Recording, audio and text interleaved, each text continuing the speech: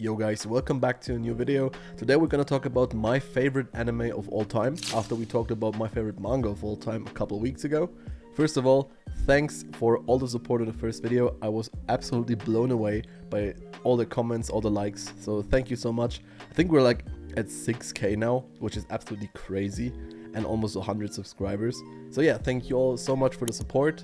Like and subscribe if you like this video as well. Let's get right into the list. So on my number 5 spot we have Death Note. Death Note is an anime which I've seen pretty early on in my anime career, so to speak. It's not really an action story whatsoever, it's just like a chess match between two people. I'm gonna try to keep every anime as spoiler free as possible, so if people haven't seen any of these anime yet, they can just watch it without spoilers. For me, Death Note is such a great story. The main reason why it's on number 5 and not higher on this list is because I feel like, at least for me, the first half is a lot better than the second half. If you know, you know. And that's why I don't really want to put it any higher. It's really good. It's probably the best like psychological anime I've ever seen. It's basically about this guy who finds a notebook one day, and whenever he writes the name of a person in the notebook and envisions the face of that person, the person dies of a heart attack. And on top of that, our protagonist has a pretty insane god complex. So it's pretty interesting to me to see like how a person would like act if they had this kind of power. And the back and forth between L and Light is so interesting to me. I rewatched this anime a couple times now. It never gets old. If you haven't watched Death Note yet, please do yourself a solid and watch it. I have read the manga as well. I wouldn't really recommend it because it's always like a big wall of text. If you've read the manga, you probably know what I'm talking about. So please watch the anime for this, it's really good. Alright, for number 4 on this list, this is probably the saddest anime I've ever watched. Like, I've watched it multiple times, but it's just so sad. And I'm of course talking about Neon Genesis Evangelion. Bro, where do I even start with this? Like, Neon Genesis Evangelion is something you really have to experience for yourself. I feel like the influence that anime had on the entire anime space is just insane. I feel like you have to be in the right mindset to watch this anime, so just be cautious if you're dealing with depression or anything like that.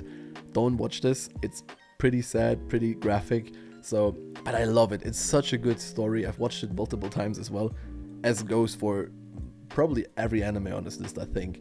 But Neon Genesis is just so great. So do yourself a favor. If you're in the right headspace for watching this anime, please do. The characters are great. The whole story, the narrative, it's so good. The movies, which also go along with the story, are also great. Don't get fooled by the first episode. This is not a mecha anime.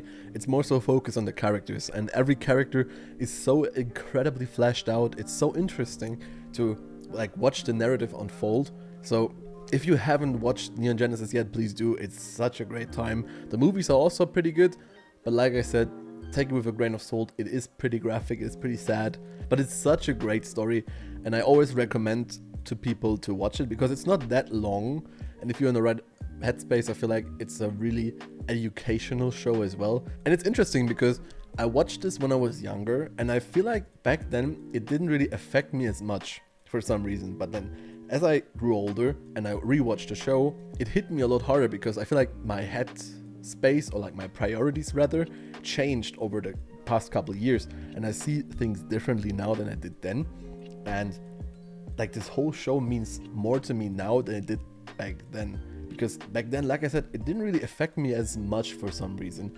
It was always pretty good and I liked it back then as well, but yeah, something changed, and watching it now just meant something entirely different to me. And maybe you're in the same position I am, because now I'm 23 and I watched this when I was 15, I think. And like I said, it didn't really mean as much back then. So now if you haven't watched it in a couple of years, maybe you should rewatch it. It's really good. So yeah, that's my number 4 on this list. Now for number 3 on this list. This is an anime which I wanted to also talk about in my top manga videos, but I can't really recommend the manga for this. And of course we're talking about Hunter x Hunter. I feel like why I didn't want to talk about the manga is I don't like the art style. It's so sloppy. I don't really like it. The pacing is maybe a little bit better than the anime, but for me it's just important to have good art. And if I'm reading a manga and it's always just like sloppy art, and it's not for me. So I just stuck with the anime.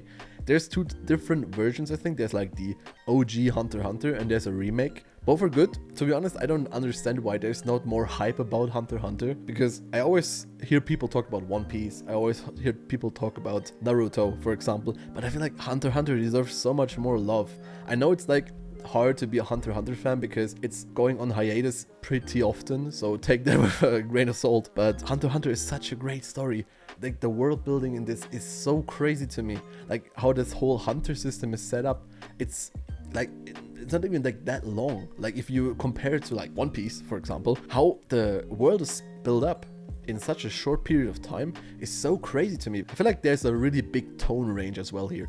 Like, one arc is really goofy, one arc is very serious and sad, and I feel like that's really important in a story. That's also why I like One Piece so much. The characters are set up so beautifully well that sometimes even a side character can carry a whole arc, for me at least. Like, the villains are not always the villains, and the good guys are not always the good guys. It's such a great story. And also, we gotta talk about the power system, which is called Nen in Hunter x Hunter. And I feel like, for me, Nen is probably the best setup power system or power scaling in any anime. The way it's set up, I'm not going to spoil too much because it's Nen is explained a bit later in the story, so I'm not going to talk about it too much. If you do like anime with a good power system, especially in shonen or seinen, please give this a watch. It's so good. Like, Nen is top tier. It's so good. So why is it at number 3? Basically, I don't like that it goes on hiatus that much. Like, I just want to experience the story. I want it to finish at some point, and it's getting to a point now where I don't even think it's gonna finish. Like, that's my problem. I feel like the anime is just gonna stop, or the manga is gonna stop.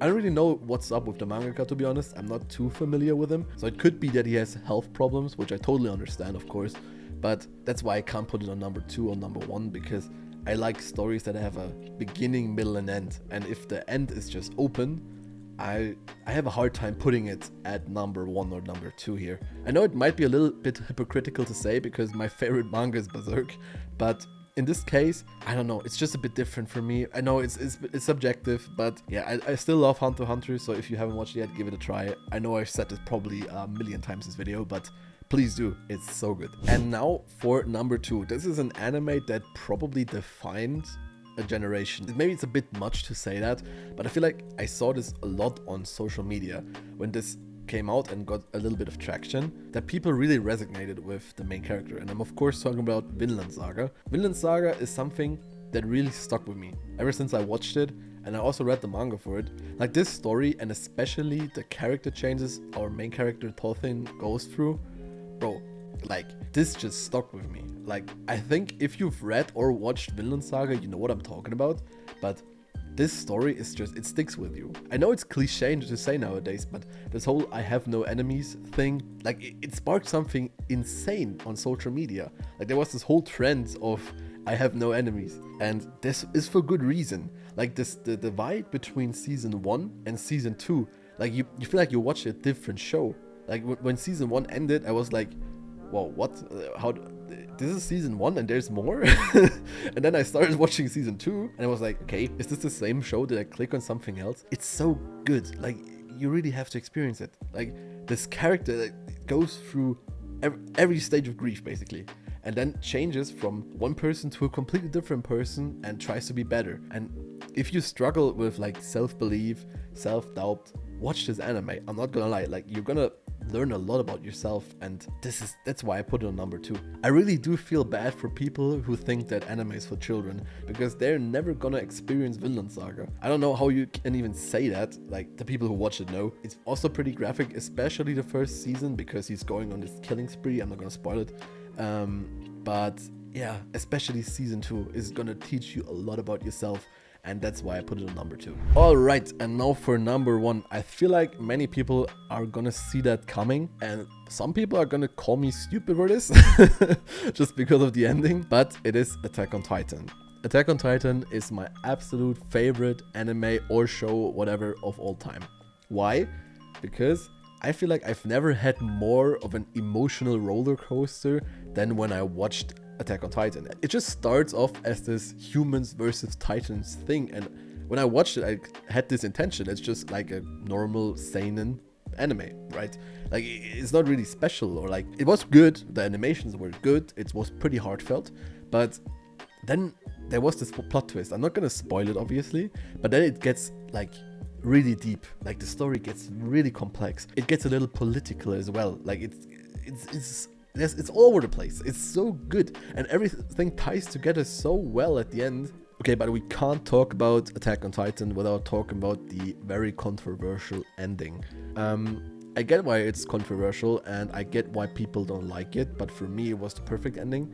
I'm not gonna spoil anything because I do know that there are a lot of people out there that haven't seen Attack on Titan yet because of this ending.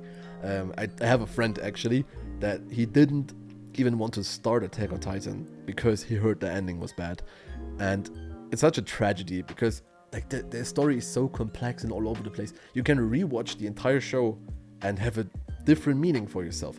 It's so good. It's so well written. The characters are so well written. It's so good. It really is. Like, you don't really understand like the depth this goes into. Like, it goes to a point where you feel like the villains are the good guys and the good guys are the villains, and you understand both sides, you know? Like, obviously, like, both sides of the argument here have a point, and it's written so beautifully. And also the soundtrack. I feel like this is the best soundtrack in any anime ever made. This, like, it's so great. Every opening is a banger, every ending is a banger, the background music are bangers. It's so good. You really have to experience this anime. That's why I also don't have it on my top manga list, because the manga is good, don't get me wrong, but first of all, the ending is different in the manga, and I do agree, the manga ending is dog shit, bro. Like, if I compare the anime ending to the manga ending, I don't like the manga ending that much, I'm not gonna lie. Obviously, you also don't have the music in the manga, and the art style is not the best. It's not bad at all, but it's not great either. It's like, it's average, it's pretty good. But like the build up, and it pays off so well. Like, if you just stick with it and maybe you look past some of the issues maybe you're gonna have with the beginning, because it's all gonna be explained at the end. Don't worry about it.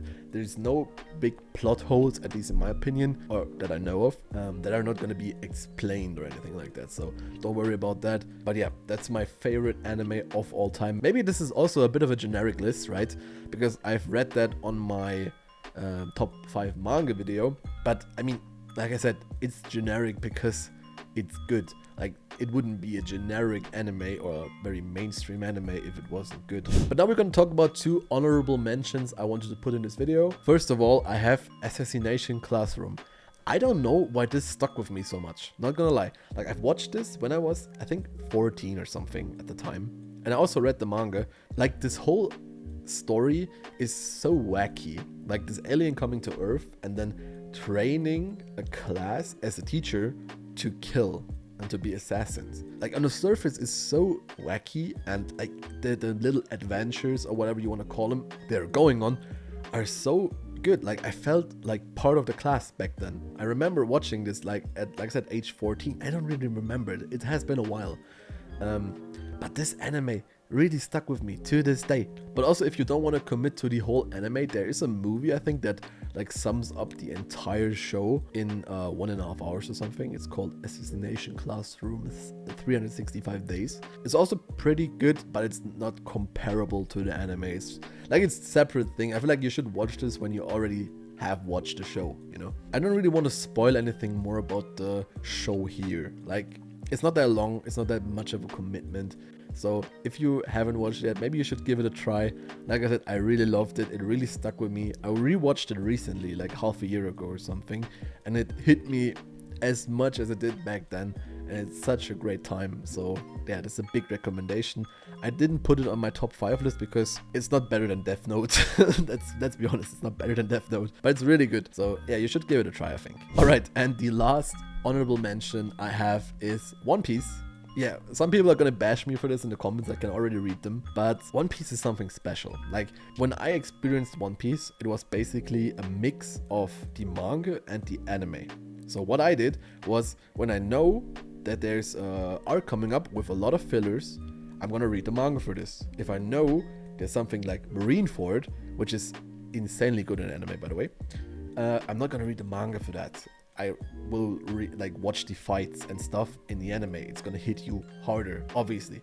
I didn't watch One Piece without any spoilers, I'm not gonna lie. Like, I knew a couple things before watching it, but I feel like how I did it was pretty much the way you should experience the story. So if you know that there's an arc with a lot of fillers, maybe you should just give the manga a try. I've read Wano and watched it, and for that arc, for example, I would say the anime is better. But the reason why I really put One Piece in this list is I didn't want to put it in the top 5 because it's not top 5 for me. Like I said, I don't think that the anime is nearly as good as the manga. Like, the fillers just ruin it. The pacing ruins it, for me at least. That's why I only watched a couple of episodes here and there, or a couple of arcs. But why I put it into here is simple. Just experience this story. Like, I can't emphasize this enough. If the One Piece is revealed at some point, you're not gonna like dodge the spoiler. I said this in the first video as well. So that's why I wanted to put it as an honorable mention again. I'm gonna shut up about One Piece now, but I just wanted to put this in there because it really means a lot to me. The story is so good. There's a lot of episodes for a reason. The world building, because of the many episodes, is one of the best things you'll ever see. Like, it feels so connected, and that's why I want people to experience One Piece. I know it's not perfect. It has its flaws. There's a lot of things I don't like about it, and there's gonna be a video coming up on why I think Elbaf isn't as great as it could be, because I also read a couple comments in my first video talking about my Elbaf take, and I get that it's a bit controversial. Many people like Elbaf, and I get why they like Elbaf, but there's a problem there, in my opinion. But I'm gonna talk about this in another video. But yeah, this is it for this video. Let me know what your favorite anime of all time is, and your top 5, for example, and we can talk about this in the comments down below. Like and subscribe if you liked this video and if you want to see me again on your timeline. And yeah, until the next video, see you then.